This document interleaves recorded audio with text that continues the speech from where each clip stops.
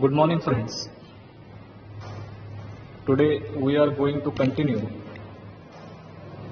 our remaining part of the lesson, that is 1.3, the cock and the anthem. In the previous lecture, we have seen our protagonist or main character of this lesson, that is Soapy, and his futile attempts or useful attempts to get arrested in a very humorous way. We have seen at first that how he entered in the restaurant, and second time when that entering of the restaurant was failed, then he threw a stone on the glass of a shop, and there also police could not arrest him. And in the third incident, Soapy entered in a restaurant, but that restaurant was not pretty good, and in that restaurant we have seen that he ordered some things to eat like beef steak, flapjacks, donuts and pie. He consumed that things, and after eating all that things, he told the waiter of that restaurant that he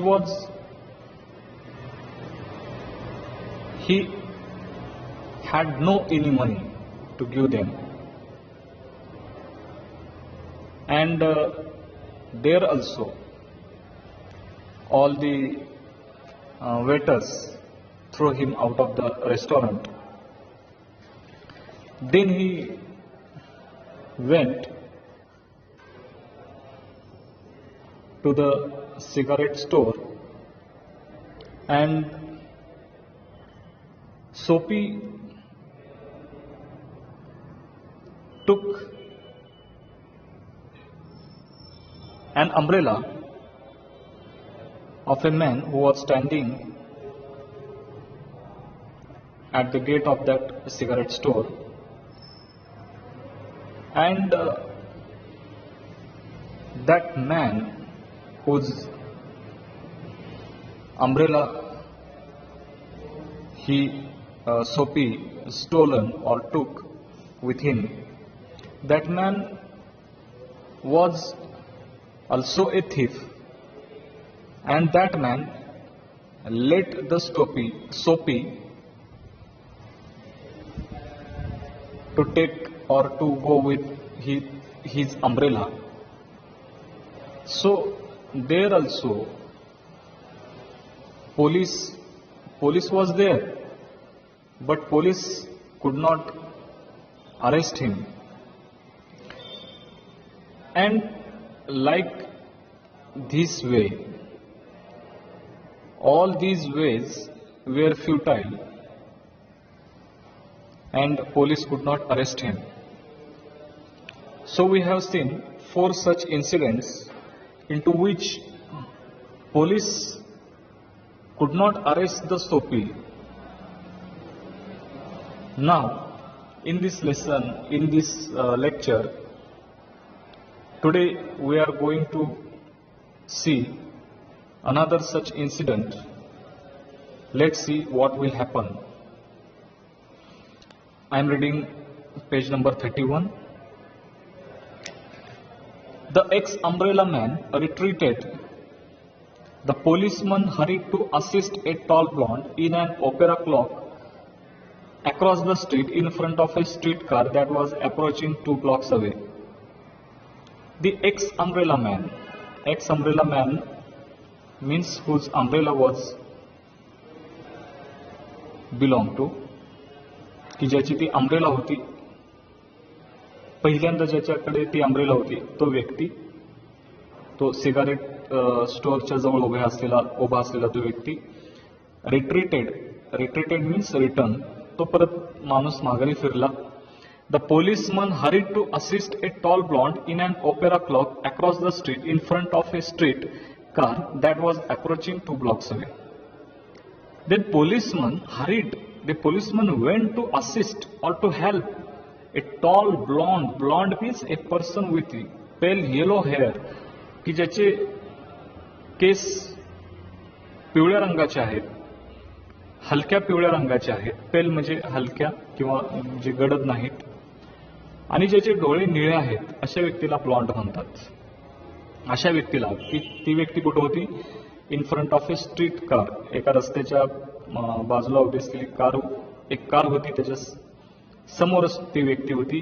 आणि ती व्यक्ती जी होती ती in an opera cloak, in म्हणजे ती कुठल्या कपड्यात होती?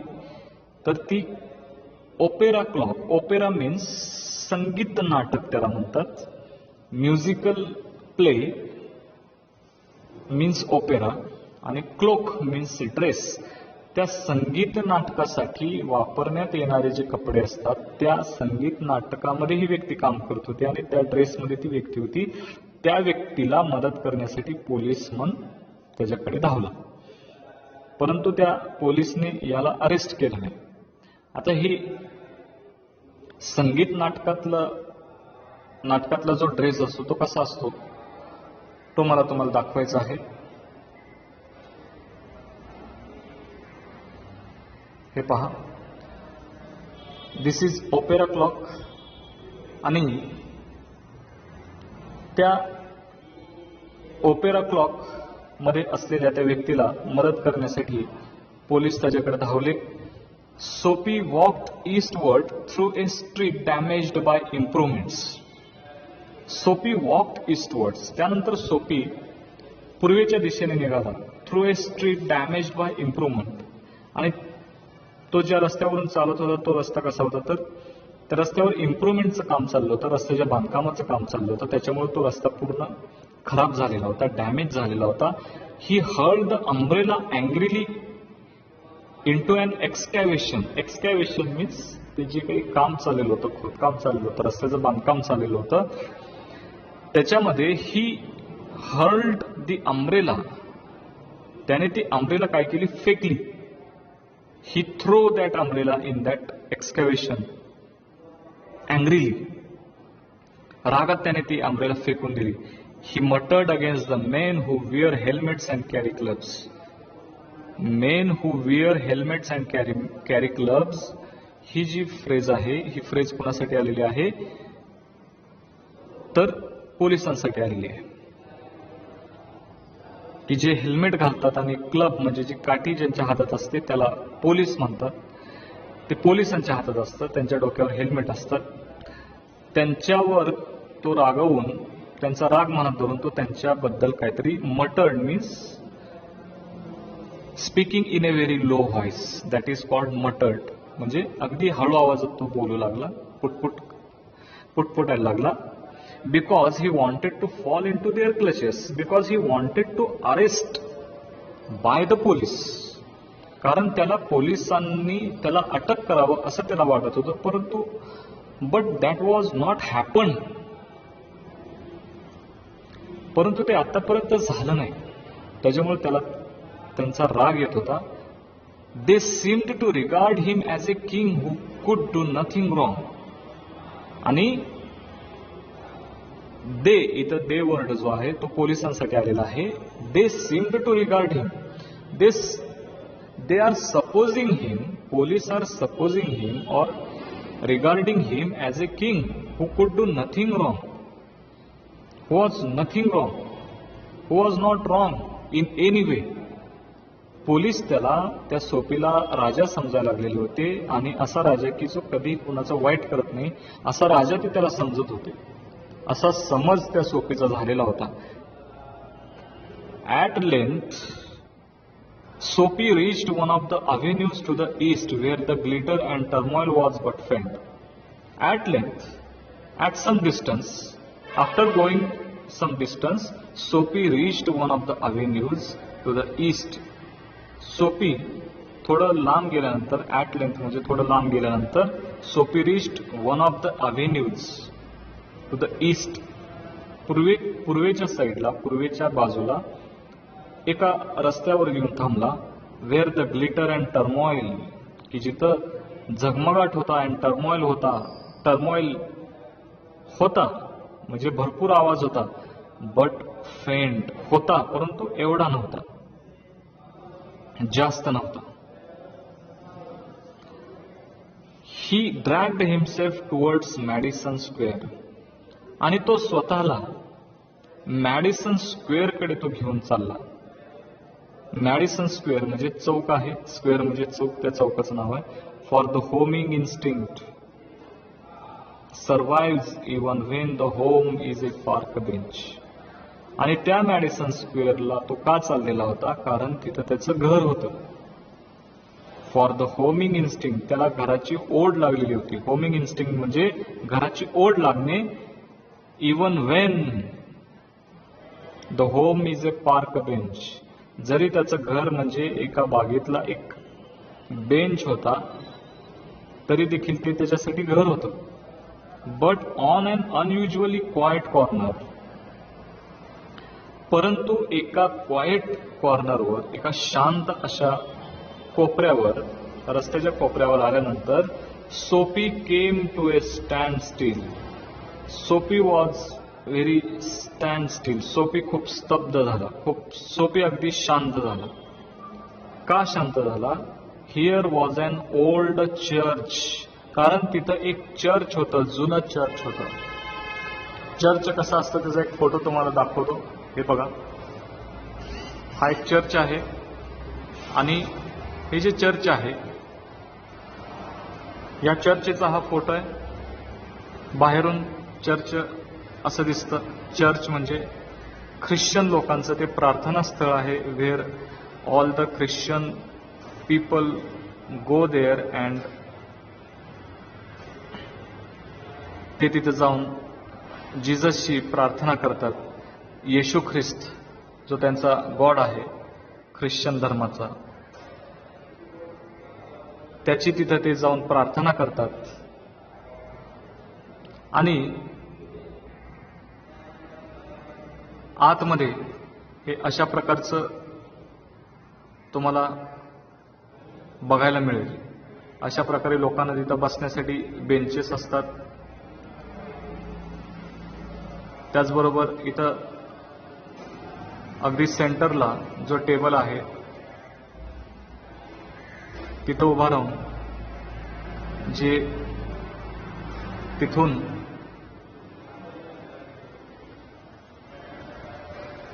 प्रार्थना जी आहे ती प्रार्थना तिथून सगळ्यांसाठी बोलली जाते, आणि समोर लोक बसलेले असतात. अशा पद्धतीचं हे चर्च असतं आतमध्ये. तर हा सोफी तिथं गेल्यानंतर तिथं एक ओल्ड चर्च होतं, एक जुनं चर्च होतं. क्वेंट म्हणजे attractively unusual or old fashion, जुन्या पद्धतीचं ते चर्च होतं, quaint. And rambling and gabled. Rambling means spreading or winding irregularly in various directions, म्हणजे अस्ताव्यस्त असणारं बांधकाम त्याचं होतं. And gabled means constructed with gables, म्हणजे टोकदार छत त्याचं होतं. Though one violet stained window a soft light glowed through.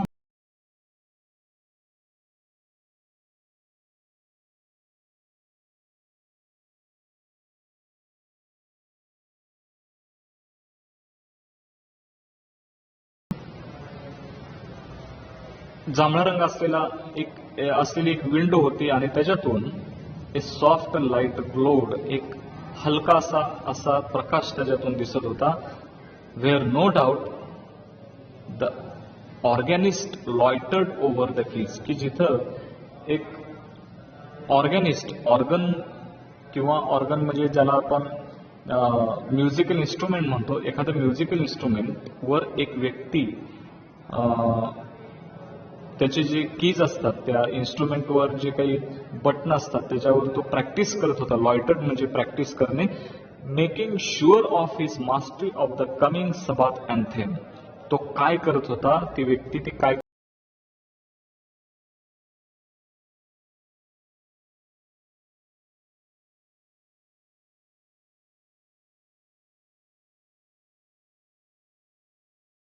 आणि ख्रिश्चन्स या लोकांचा एक साधनेचा दिवस, त्याला सबाथ म्हणतात. आणि त्या सबाथच्या दिवशी जे अँथेम, जे song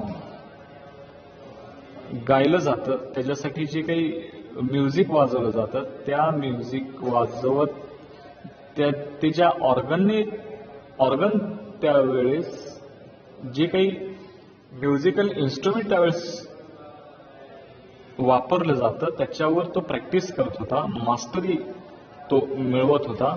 for there drifted out to Soapy's ears. आणि ते म्युझिक त्या सोपीच्या ड्रिफ्टेड आउट म्हणजे सोपीच्या कानावर पडलं.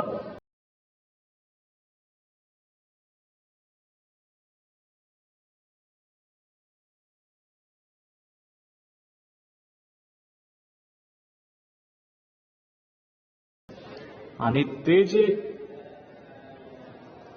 म्युझिक होतं ते म्युझिक ऐकल्यानंतर सोपी अगदी काय झाला, transfixed. He became motionless against the convolutions of the iron fence. तो कुठं उभा होता? Convolutions means coils or twist. जे धातूच्या ज्या तारा असतात गुंडाळलेल्या त्याला कॉन्व्होल्युशन्स म्हणतात. त्याचं जे कुंपण असतं त्या कुंपणाच्या जवळ तो उभारलेला होता. आणि तिथं तो कसा उभारलेला होता?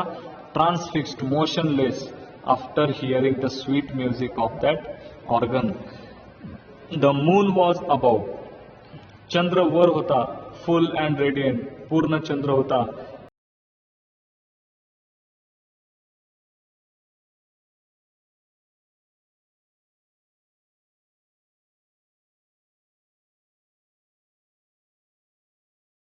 म्हणजे वाहने आणि पेडेस्ट्रियन्स, जे पादचारी किंवा जे रस्त्याच्या कडेने चालणारे लोक जे होते ते फ्यू होते, कमी झालेले होते.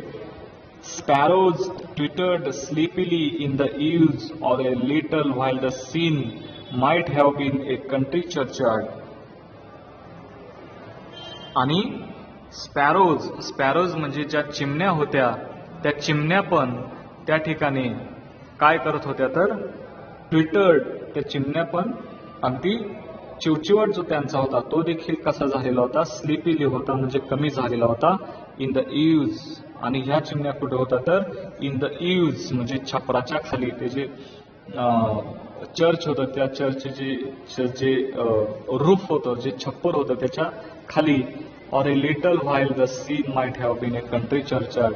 आणि तो सगळा सीन तो कशासारखा दिसत होता? एखाद्या कंट्री मधल्या खेड्यातल्या एका चर्च यार्ड सारखा, खेड्यातलं जे चर्च असतं तशासारखा हा सगळा सीन दिसत होता. And the anthem that the organist played cemented Soapy to the iron fence. Iron fence की ज्याला कॉन्व्होल्युशन्स म्हणलेलं आहे, त्या आयर्न फेन्सच्या जवळ सोपी उभारलेला होता. आणि ते जे अँथेम त्याच्यावर तो ऑर्गॅनिस्ट जो वाजवत होता त्याच्यामुळे सोपी अगदी तिथं सिमेंटेड झालेला होता, अगदी स्थिर झालेला होता. Stand still. He became motionless, he became transfixed, he became motionless after hearing that anthem played by the organist. For means here because he had known it well in the days Wien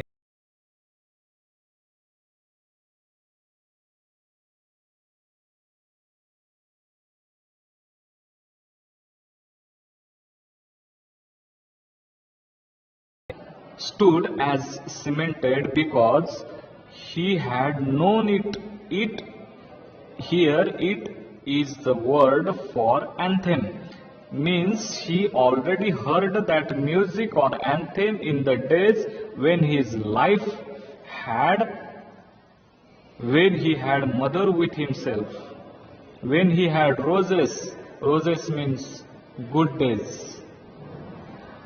When his life contained, when his life had mother, when he had mother with him, जेव्हा त्याच्याजवळ आई होती, roses होते.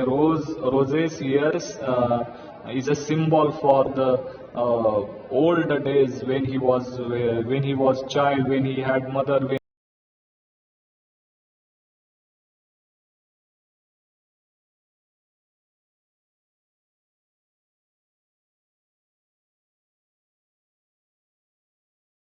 perfectly clean and tidy and perfectly clean thoughts and collars. Collars means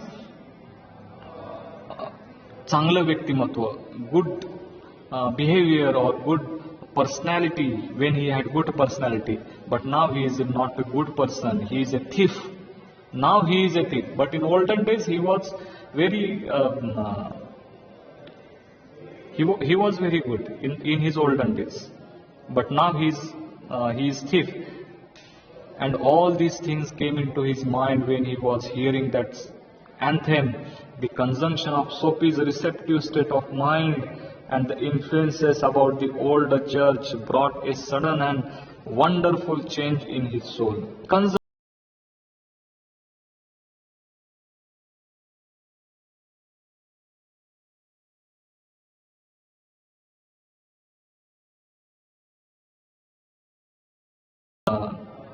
All his thoughts, all his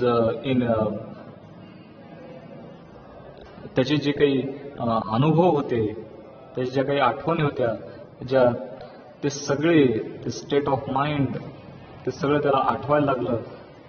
ह्या सगळ्या आठवणी आणि the influence about the old church, आणि त्या ओल्ड चर्चचा जो काही इन्फ्लुएन्स त्याच्यावर पडलेला होता, जो प्रभाव त्याच्यावर पडलेला होता, इन्फ्लुएन्स म्हणजे प्रभाव, brought a sudden and wonderful change in his soul.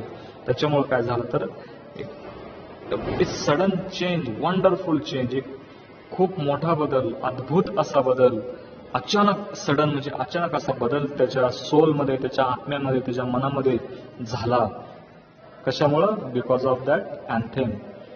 He viewed with rising horror the pit into which he had tumbled, the degraded days, unworthy desires, dead hopes, wrecked faculties and base motives that made up his existence. He viewed with rising horror. Now he is horrifying with the thought. Which thought? The pit into which he had tumbled. The pit means the world. जो खड्डा ज्याच्यामध्ये तो आता, की ज्याच्यामध्ये तो स्वतः पडलेला आहे. Which he had tumbled, which he had there, and degraded days.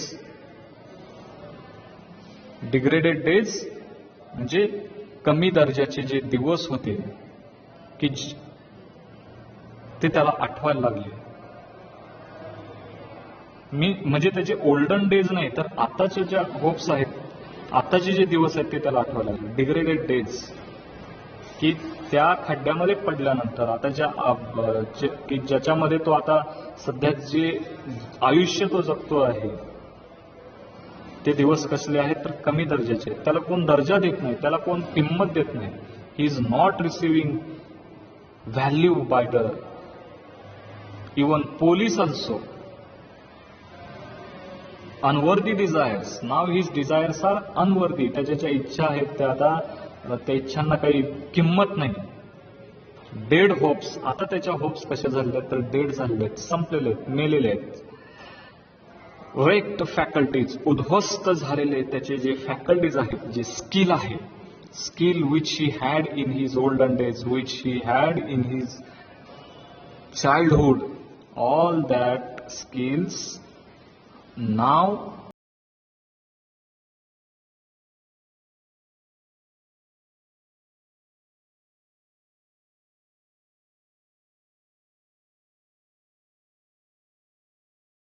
आयुष्याचं ध्येय जे काय होतं ते सगळं आता उद्ध्वस्त झालेलं आहे. Now his only motive is the what to go into the jail. Why? Because he don't have any shelter to protect him from that chilled wind, and that made up his existence. आणि हेच त्याचं जीवन होतं. This is his existence. This is his lifestyle. This is Sophie's lifestyle. आणि ह्या सगळ्या गोष्टींचा आता काय व्हायला लागला, आता त्याला भीती वाटायला लागली. Because he is standing in front of the church, my friends. Because he is standing in front of the Jesus Christ. And also in a moment his heart thrillingly means excitedly to this strange mode. आणि आता त्याचं जे मन आहे, त्याचं जे हृदय आहे, ते अगदी एक्साइटेडली, अगदी धडधड करायला लागलं या विचित्र मनाच्या स्थितीमध्ये, स्ट्रेंज मोडमध्ये. A strong impulse moved him to, a strong impulse means motivation, a strong motivation moved him to battle with his desperate fact. आता काय वाटायला लागलं त्याला, आता एक स्ट्रॉंग मोटिवेशन, एक इम्पल्स, अशी एक जी मनाची स्थिती जी आहे तिनं त्याच्यामुळे त्याच्या मनामध्ये जे परिवर्तन झालं विचारांचं, त्याच्यामुळे काय झालं, आता ते मन आता काय विचार करू लागलं, to battle with his desperate fact. To battle म्हणजे युद्ध करायचं होतं त्याला. आता युद्ध म्हणजे युद्ध करायचं नव्हतं, तर to reform himself. He wanted to reform himself. He wanted to change himself from inside and outside. He wanted to change himself with his desperate fact. आताचं जे डेस्परेट फॅक्ट आहे, जे वाईट दिवस आहेत, डेस्परेट मीन्स बॅड फॅक्ट जे सध्या आहे, जे आयुष्य आहे, ते त्याला आता he wanted to change. He would pull himself out of the mire. Mire म्हणजे चिखल, और a complicated or unpleasant situation from which it is difficult to free oneself. त्याच्यातून त्याला बाहेर पडायचं. He wanted to came out.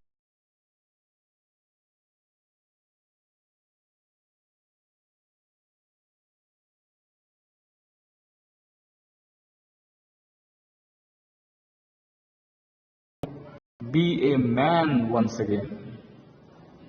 त्याला आता परत एकदा माणूस व्हायचं होतं.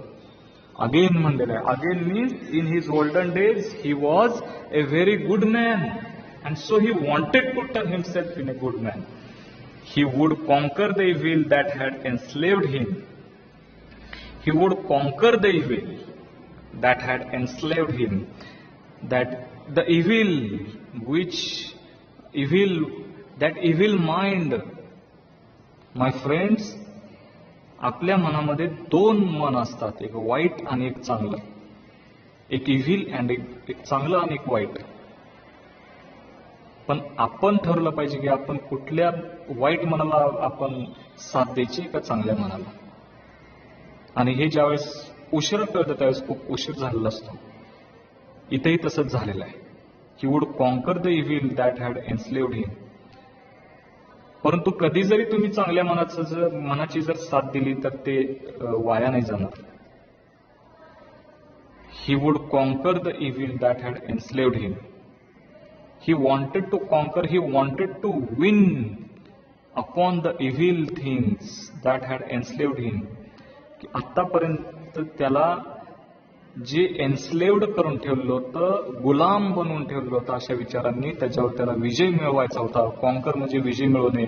There was time, he was young yet. There was time, वेळ होती. का? Because he was young. He would resurrect his old eager अँबिशन्स.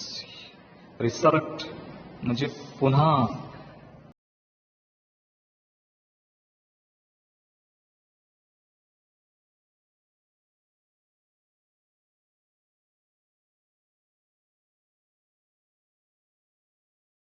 he had some ambitions in his mind. त्याचे ज्या काही अम्बिशन्स होत्या त्या त्याला परत एकदा काय करायच्या होत्या, ही रिस्टोर करायच्या होत्या. He wanted to restore his life and pursue them without faltering, and he wanted to pursue them. He wanted to pursue that ambitions without any losing strength, without faltering. Faltering means losing strength. म्हणजे आता ताकद होती त्याच्याकडे, अजूनही आहे, because he was young. Those solemn but sweet organ notes had set up a revolution in him. आणि ते जे सोलेमन म्हणजे गंभीर, शांत, जे गंभीर असे परंतु स्वीट, अगदी कानाला अगदी गोड वाटत होते ऐकायला, असं ते ऑर्गनचे जे नोट्स होते, जे संगीत होतं, had set up A revolution in him, की त्याच्यामुळे काय झालं तर त्याच्या मनामध्ये एक क्रांती घडून आली. रिव्होल्युशन म्हणजे क्रांती. Tomorrow he would go into the roaring downtown. आणि उद्या तो काय करणार होता तर he would go into the roaring downtown district and find work. उद्या तो काय करणार होता तर he would go into the roaring downtown. तर उद्या गर्दीमध्ये असणाऱ्या एका शहरामध्ये, रोरिंग मीन्स व्हेरी क्राऊडी, जे क्राऊड असलेल्या शहरामध्ये तो जाणार होता आणि तिथे जाऊन तो काम हुडकणार होता. A fur imported had once offered him a place as a driver. A fur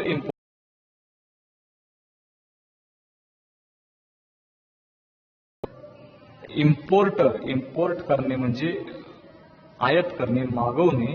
तसा इम्पोर्ट करणारा एक व्यवसाय होता आणि त्या व्यवसायामध्ये त्याला एका ड्रायव्हरचं काम त्याला एकदा मिळालेलं होतं. तिथं जाऊन तो ते काम हुडकणार होता, ते तो करणार होता. He would be somebody in the world. He wanted to be somebody in the world. He wanted to give some value to his life. He wanted to be a good man. Soapy felt hand laid on arm. तेवढ्यात हे सगळे विचार, when he was thinking all these things, that suddenly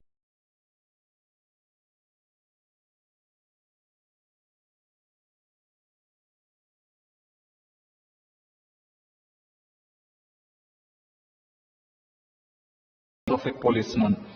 त्याने पटकन बघितलं, quickly around, इकडे तिकडे बघितलं कोण आहे, into the impassive face of policeman. आणि त्याने बघितलं तर into the impassive face of a policeman.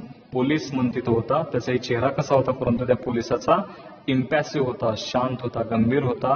What are you doing here? आज the officer asked him what he was doing there. What was he doing there? त्याने सांगितलं nothing. तुम्हाला nothing, काय नाही. Then come along. तर चल मग माझ्यासोबत, सेड द पोलिसमन. पोलिसमन म्हणला ठीक आहे, तर चल मग माझ्यासोबत. 3 months on the Iceland, said the magistrate in the police court the next morning. आणि दुसऱ्या दिवशी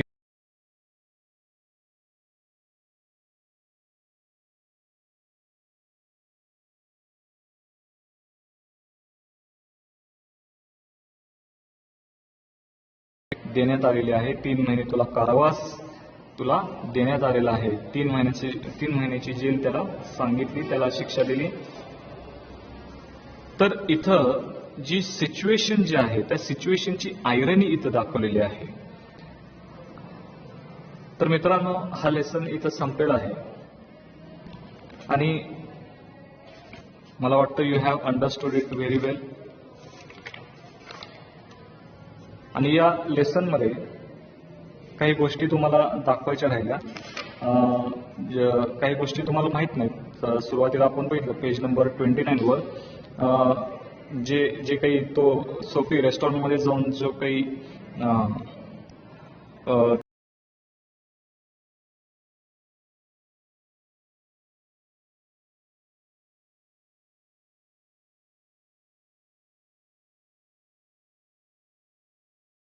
स्टिक असेल, फ्लॅपजॅक असेल, डोनट असेल आणि पाय असेल, त्यांचे फोटो इथं आहेत. तर हा मित्रांनो, हा जो फोटो आहे हा पायचा फोटो आहे. हे पाय आहे. सेकंड आहे डोनट जे आहे ते डोनटचा हा फोटो आहे. हे डोनट अशा प्रकारचे दिसतात, खायला स्वीट असतात. बीफ स्टिक, मांसाचा भाजलेला तुकडा जो आहे ते असं दिसतं बीफ स्टिक. आणि त्यानंतर आहे फ्लॅपजॅक. फ्लॅपजॅक मी तुम्हाला सांगितलं होतं की ओट्स पासून बनवलेले जे टोस्ट असतात. तुम्हाला इथं चित्रामध्ये ओट्स धान्य तुम्हाला ते दिसत असेल वर, ते ओट्स आहेत. तर मित्रांनो, हा लेसन परत एकदा नीट वाचा. लेसन खूप सोपं आहे समजायला, छान आहे. राहिलेला भाग आपण पुढच्या तासाला घेऊया.